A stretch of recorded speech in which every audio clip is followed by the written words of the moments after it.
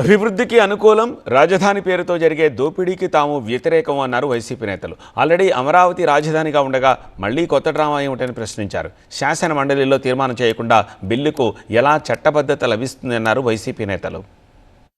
YCP హయాంలో కూడా AP రాజధానిగా అమరావతి ఉందన్నారు ఆ పార్టీ నేతలు. కేవలం వైసీపీని తిట్టడానికే అసెంబ్లీ తీర్మానం అంటూ టీడీపీ నేతలు పొలిటికల్ డ్రామాకు తెరతీశారన్నారు. చేతకాని తనాన్ని కప్పుపుచ్చుకునేందుకు సుమారుగా 35 మంది ఎమ్మెల్యేలు, మంత్రులు, సకల శాఖ మంత్రి, ఉప ముఖ్యమంత్రి, ఆయన ముఖ్యమంత్రి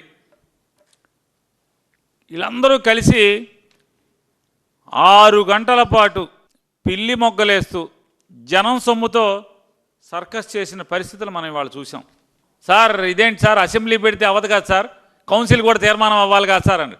అబ్బాయి ఏం అక్కర్లా, నాకు తెలుసు అంతా. ఏంటి మీకు తెలిసింది? ఇది డ్రామా కాబట్టి కౌన్సిల్కి అక్కర్లా. నిజంగానే ఇది చట్టబద్ధత కల్పించడానికి చట్టసభలు తీర్మానం కావాలంటే కనుక అసెంబ్లీ అయితే అవుతుందా? అవ్వదు కదా. అక్కర్లేదన్నారు. అక్కర్లేదంటే ఏంటి? ఒక్క అసెంబ్లీ తీర్మానం చేస్తే వెళ్తే అయిపోతుందంటే దాని అర్థం ఏంటి? ఇది డ్రామా కంపెనీ అని కదా. అమరావతికి కొత్తగా చట్టబద్ధత కల్పిస్తూ అసెంబ్లీలో తీర్మానం చేయాల్సిన అవసరం ఏమొచ్చిందన్నారు వైసీపీ నేతలు. నేను అమరావతి కోసం అలు పెరిగినటువంటి పోరాటం చేస్తున్నాను, చిత్తశుద్ధి లేనటువంటి చంద్రబాబు నాయుడు నేను ఏదో చిత్తశుద్ధితో ప్రయత్నం చేస్తున్నాను అనేటువంటి విధంగా ఈరోజు మీ పోకడలు స్పష్టంగా కనిపిస్తున్నాయి. మీరే చెప్పారు 50,000 ఎకరాలకు సంబంధించి నేను అభివృద్ధి చేస్తానని మొదటి విడతలో 50,000 తీసుకున్నారు, దానికి 1,00,000 కోట్ల రూపాయలు. రెండో విడతలో దాదాపుగా 20,500 ఎకరాలు, దానికి 40,000 నుంచి 50,000 కోట్ల రూపాయలు. మూడో విడతలో మరొక 25,000 ఎకరాలు సేకరిస్తామంటున్నారు, దానికి 50,000 కోట్లు. మొత్తం కలిపితే దాని అభివృద్ధికి సంబంధించే 2,00,000 కోట్ల రూపాయలు ఈరోజు మీరు చెప్తున్నారు. 2,00,000 కోట్ల రూపాయలు భరించేటువంటి శక్తి ఆంధ్ర రాష్ట్రంలో ఉందా? ఈ రోజుకి అప్పుల పరిధిలో అయిపోయింది. 3,40,000కి దాటి తమరు అప్పులు చేశారు, అప్పులు ఆంధ్రాగా మార్చేశారు. గతంలో మేము ఉన్నప్పుడు శ్రీలంక అయిపోతుంది, మరొకటైపోతుందని మాట్లాడినటువంటి ఆ నోరు ఈరోజు మోగపోయింది. రాజధాని అమరావతి పేరుతో టీడీపీ నేతలు పెద్ద ఎత్తున దోపిడీకి పాల్పడుతున్నారన్నారు ప్రతిపక్ష నేతలు. నిజంగా అమరావతిని డెవలప్ చేయాలనేది మాత్రం ఏమాత్రం కూడా లేదు. అంతేకాదు ఈరోజు తీర్మానం చేయాల్సిన అవసరం కూడా లేదు.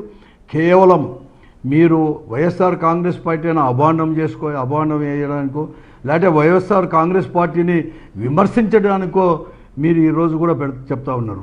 మీరే చెప్తా ఉన్నారు ఈరోజు 28 లోపల, అంటే 2028 లోపల పూర్తిగా కూడా అమరావతిని అనేది కూడా డెవలప్ చేసేసి పూర్తి కూడా అన్ని రకాల కూడా ఎస్టాబ్లిష్ కూడా చేస్తామని చెప్తా ఉన్నారు. 29 వరకు ఎన్నికలు లేవు కదా, అంటే మీరు 29 వరకు కూడా మీరే కదా ఉండేది. అంతేకాదు మీరు పవన్ కళ్యాణ్ గారు మరొక మాట కూడా చెప్తున్నారు, మేము వచ్చే 10 సంవత్సరాలు, వచ్చే 15 సంవత్సరాలు కూడా మేమే అని చెప్పి అంటున్నారు. మీ పైన మీకే నమ్మకం లేదా? అమరావతిని టీడీపీ రాజకీయ అంశంగానే చూస్తుందే తప్ప వారికి రైతులపై ప్రేమ లేదన్నారు ఫ్యాన్ పార్టీ నేతలు. అసలు ఎవరైనా అంత పెద్ద క్యాపిటల్ నిర్మాణం చేస్తే ఎవరు మారుస్తారండి? ఇప్పుడు క్యాపిటల్ నిర్మాణం 2028కి చేసేస్తానని చెప్తున్న వ్యక్తి చంద్రబాబు నాయుడు గారు కాదా అని అడుగుతా ఉన్నా. మరి 28కి నిర్మాణం చేస్తానన్నప్పుడు మళ్ళీ వచ్చే ప్రభుత్వము మార్చేస్తుందని ఈ అనుమానాలు ఎందుకు ప్రజల్లో క్రియేట్ చేస్తూ ఉన్నారు?